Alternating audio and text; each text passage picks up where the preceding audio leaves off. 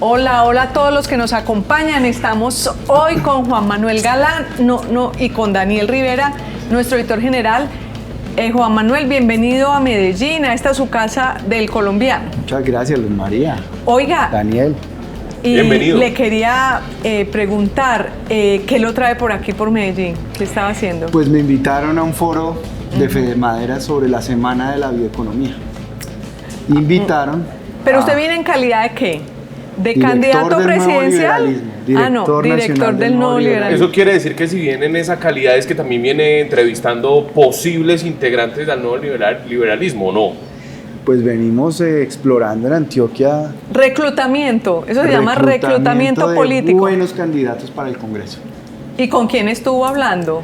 Lo vieron por ahí hablando con Aníbal Gaviria, no sé, Aníbal Gaviria y con el ex secretario de Aníbal, que también fue gobernador, y con Luis Fernando Suárez. ¿Será que pues los va a conquistar? No alcanzamos a hablar con Luis Fernando Suárez, pero hablamos con Aníbal. Que es como hablar con él. Y la idea es explorar la conversación con Luis Fernando Suárez.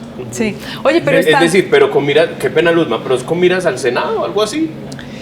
Pues sería muy interesante Luis Fernando Suárez como candidato del nuevo liberalismo. Y Aníbal también. Aníbal está en un proceso presidencial. Iría en un proceso presidencial ya. Pero ven, entonces, ¿tú vas a ser candidato presidencial o no? Yo no lo descarto.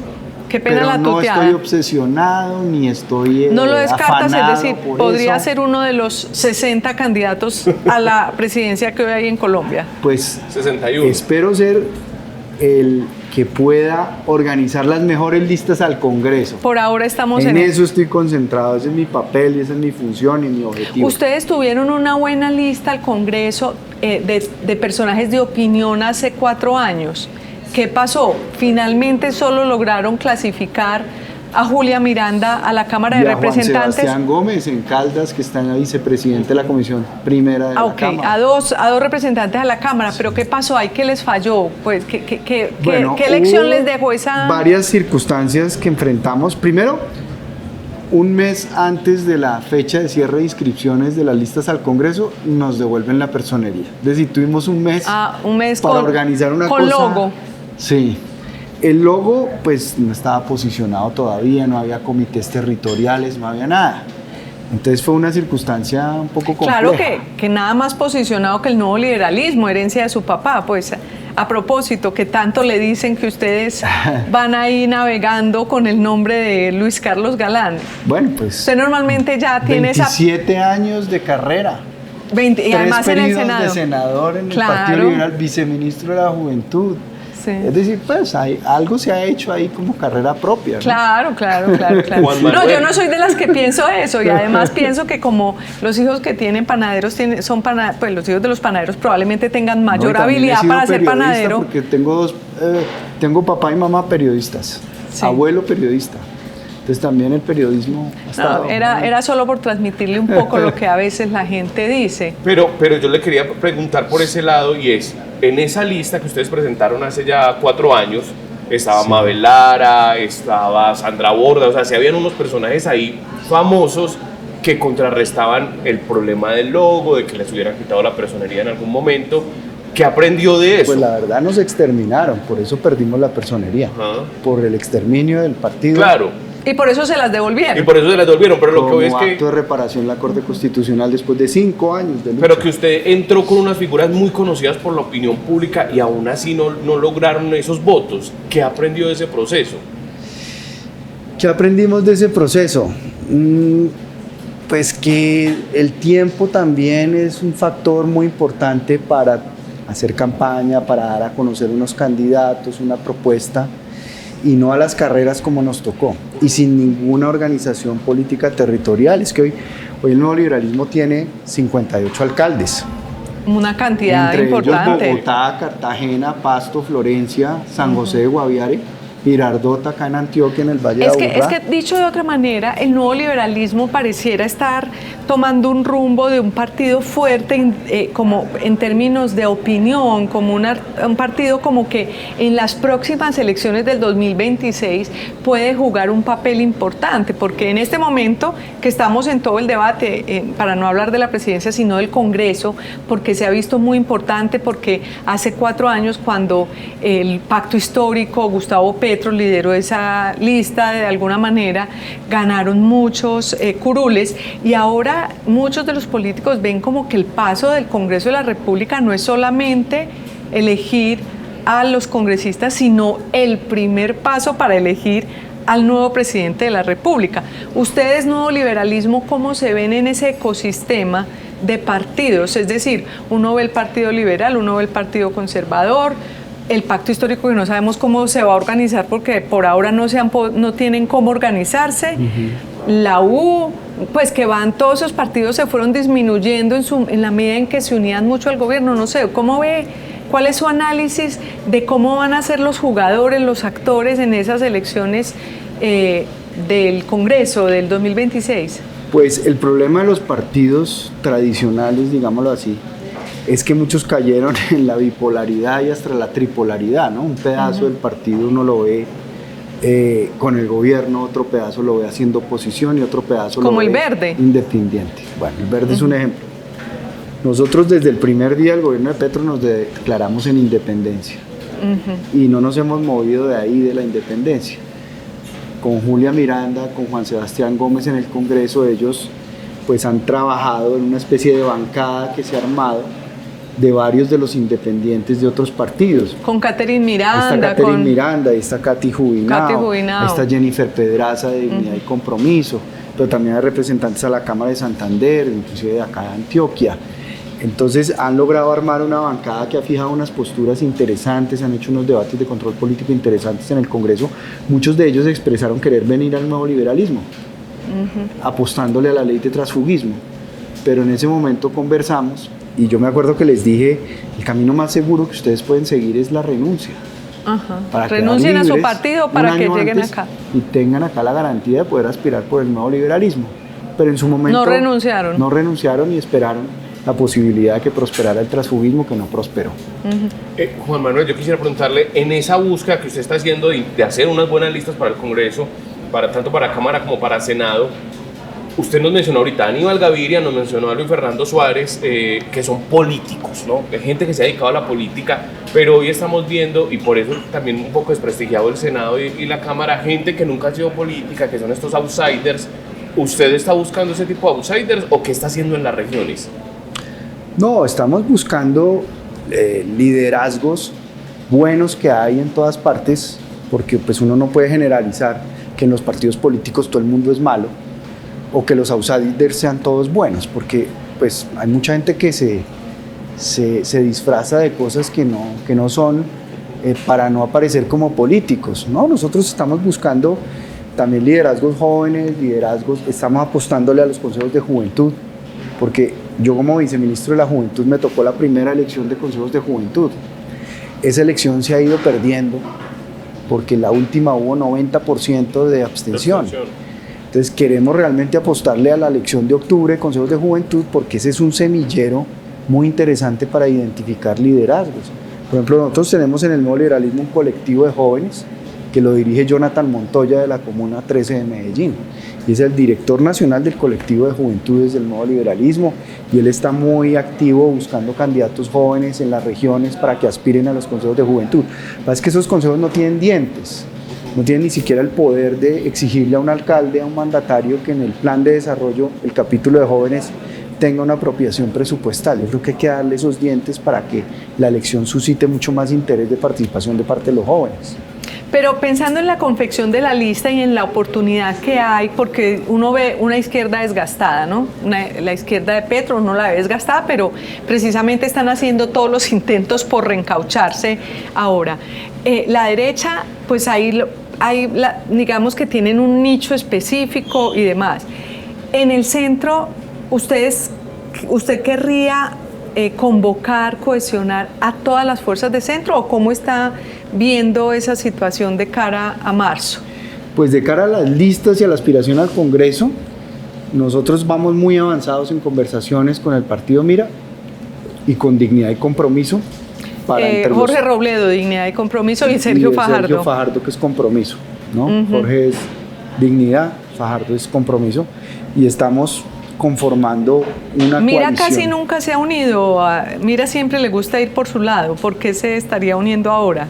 Pues es que Mira también busca garantizar el umbral para la personería jurídica, Claro. porque es que nosotros esta vez sí estamos jugándonos la existencia jurídica con la personería jurídica, con el umbral. Si no tenemos Claro. el umbral, perdemos la personería jurídica. Para todos, para Dignidad y Compromiso, para Mira y para ustedes es también un tema de sobrevivencia de los partidos, Es de alguna manera. fundamental y lo podemos hacer porque la ley nos permite, porque no hemos Claro. alcanzado el porcentaje límite. Que es 15%. Que es 15% Que ese es para el problema poder que hacer tiene el coalición. pacto histórico, que como Correcto. cada uno de sus partidos tiene ya 15%, no se van a poder unir.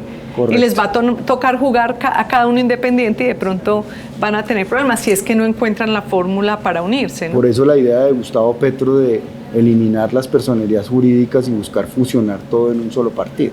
Por eso propone cosas para ver cómo logra salvar su coalición. Su coalición de partidos. Pero entonces ustedes aglomerarían a casi, ¿les quedaría por fuera quién? Por ejemplo, un Alejandro Gaviria entraría de pronto en esa lista al Senado, porque entiendo que Alejandro Gaviria está muy interesado en ya lanzarse más al Senado en esta ocasión que a la presidencia.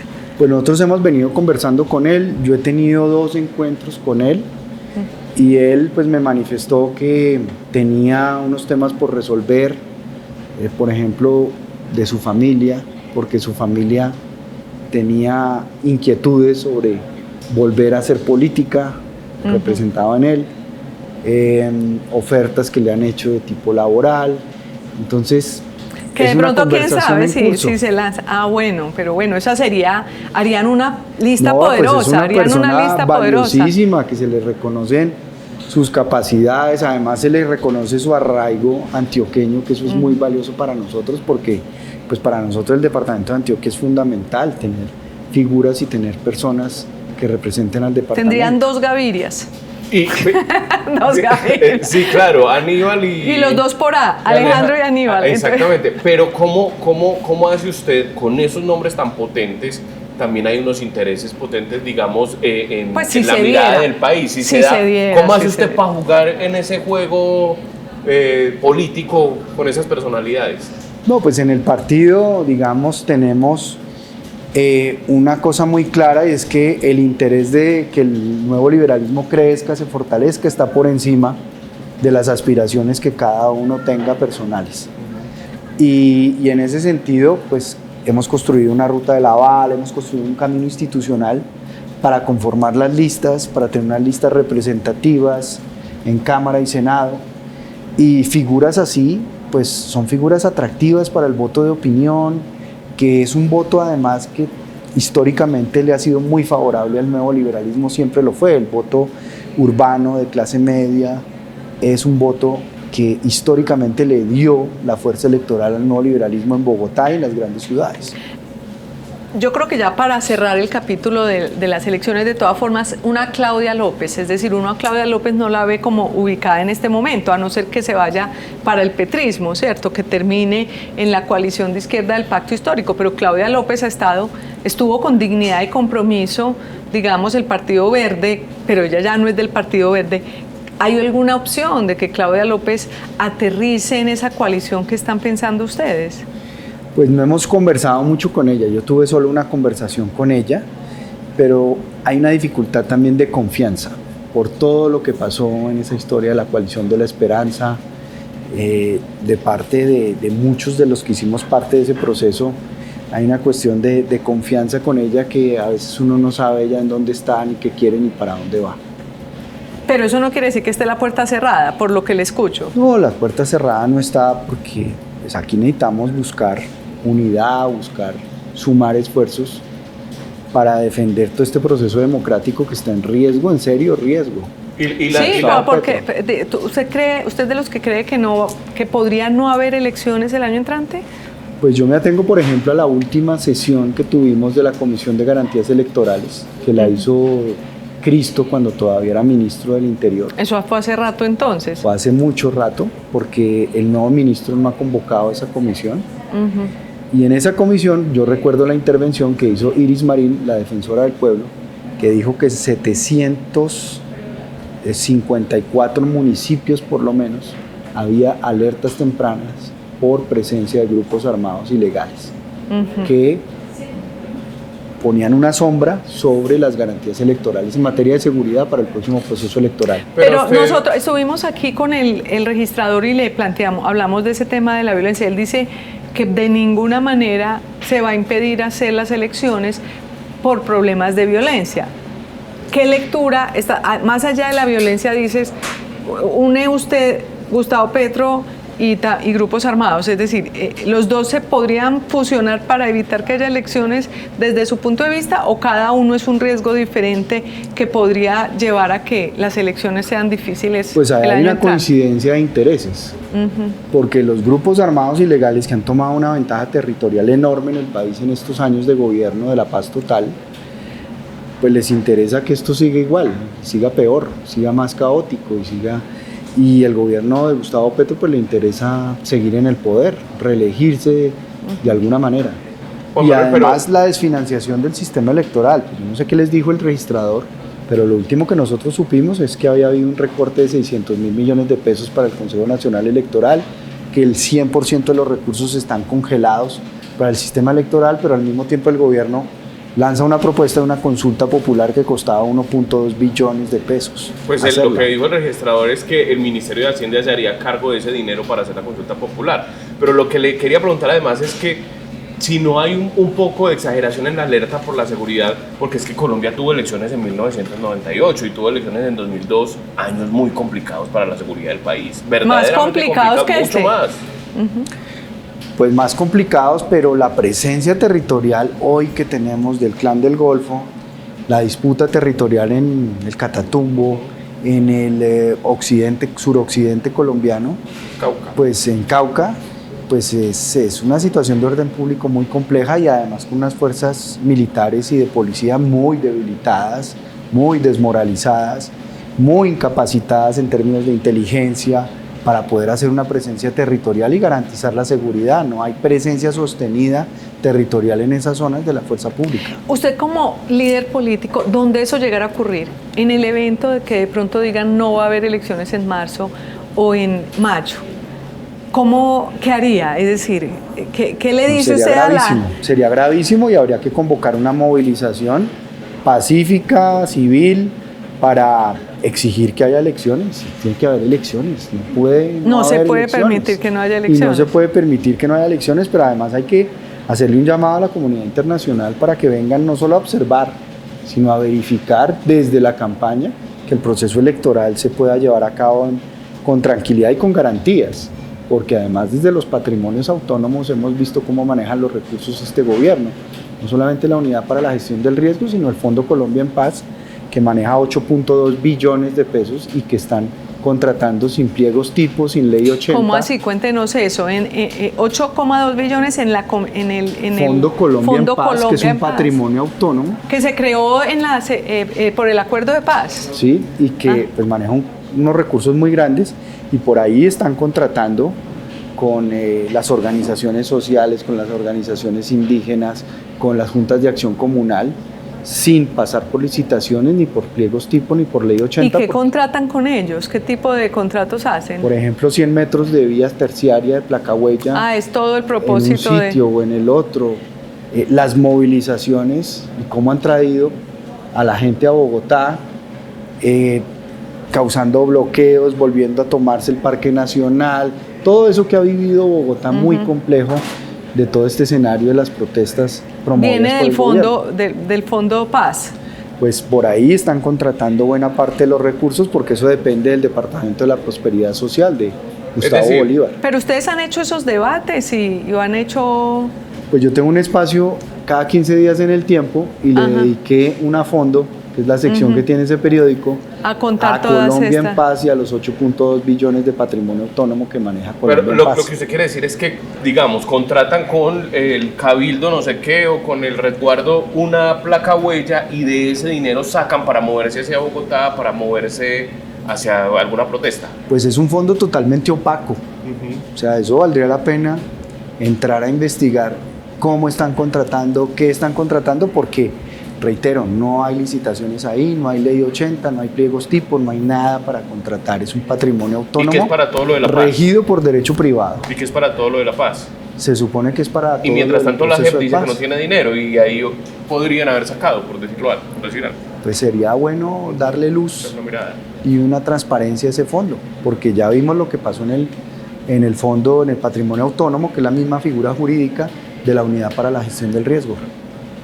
Pero sí, Vega, hoy por hoy sí están teniendo garantía los partidos políticos. Hoy por hoy sí les están pagando lo que les tienen que pagar, todo está funcionando. Pues hay retrasos porque, por ejemplo, las reposiciones de votos por las elecciones del 2023, hay crisis de personal, de contadores que certifiquen las cuentas y que puedan En el Consejo viabilizar. Nacional Electoral. En el Consejo Nacional Electoral. Entonces no les han pagado, si les pagaron ya. Parte de la reposición. No les han pagado la reposición de votos de octubre de 2023. Correcto. Es decir, ya vamos para 1 año y medio y no han pagado Pagaron eso. una parte de esa reposición, pero no han pagado toda la reposición. ¿Y normalmente cuánto se demora eso en pagarse? Pues cuestión de meses. No un año, no un año y medio como ahora. No, un año es demasiado, y eso se debe a que no hay suficientes contadores, por ejemplo, que certifiquen las cuentas. No hay personal para hacer esa labor, y mientras eso no se dé, pues no puede salir la reposición. Y ya como para terminar, el nuevo liberalismo, ¿cuál es como ahora su filosofía? ¿Cuál, pues, para quienes nos están oyendo, a qué le apuesta el nuevo liberalismo? Pues nuestra filosofía es inspirada en el liberalismo y en el galanismo. En el galanismo entendido con la interpretación liberal que se tiene de enfrentar el clientelismo, de enfrentar la corrupción, de buscar una modernización del Estado. Nosotros no creemos que haya que destruir al Estado. Hay que hacer un Estado fuerte, de menor tamaño a nivel central, gubernamental, nacional, pero construir Estado territorial, porque no tenemos Estado territorial en muchas regiones. Hay un centralismo asfixiante para la gente, para los territorios, para los alcaldes, porque el presidente de la República concentra exagerado poder. Nosotros le apostamos a la descentralización, pero le apostamos a las alianzas público-privadas, le apostamos a la economía de mercado, le apostamos a que los empresarios les vaya bien. Por ejemplo, le apostamos al esquema público-privado del sistema de salud, que se acabó en este gobierno, que se quebró en este gobierno. Es decir, de las cosas que funcionaban en Colombia, que uno podía decir que funcionaban. Que uno se sentía tranquilo porque podía. Con errores, con carencias, con dificultades. El sistema de salud y Ecopetrol. Y esas dos cosas este gobierno las acabó. Las tienen en una crisis muy profunda. ¿Y qué nexos tienen ustedes con el liberalismo? Ninguno, son hoy por hoy 2 partidos aparte y no tienen intención de hacer puentes, o estos acercamientos, por ejemplo, con personajes como Aníbal Gaviria, haría que de pronto el nuevo liberalismo recoja figuras o grupos del liberalismo. Pues hay muchas figuras liberales que además yo conocí dentro del Partido Liberal, que migraron del Partido Liberal, como migré yo. En un momento dado, cuando el Partido Liberal toma la decisión de apoyar en segunda vuelta a Iván Duque, yo tomé la decisión de renunciar al Partido Liberal y de buscar la recuperación de la personería jurídica del nuevo liberalismo, y pues nos costó 5 años recuperarla. Hay muchas figuras así, valiosas, que yo creo que se pueden traer. Tú has mencionado a Alejandro Gaviria, Aníbal Gaviria.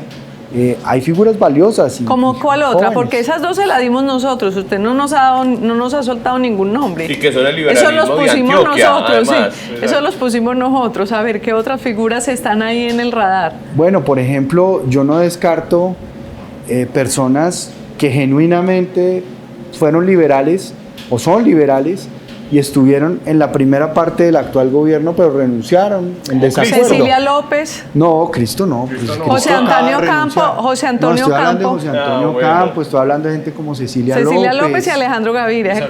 Son figuras valiosas. Tampoco me parece que haya que descartar figuras interesantes como David Luna, podría estar. como José Manuel Restrepo, que además es otra figura acá antioqueña muy representativa, con mucha experiencia.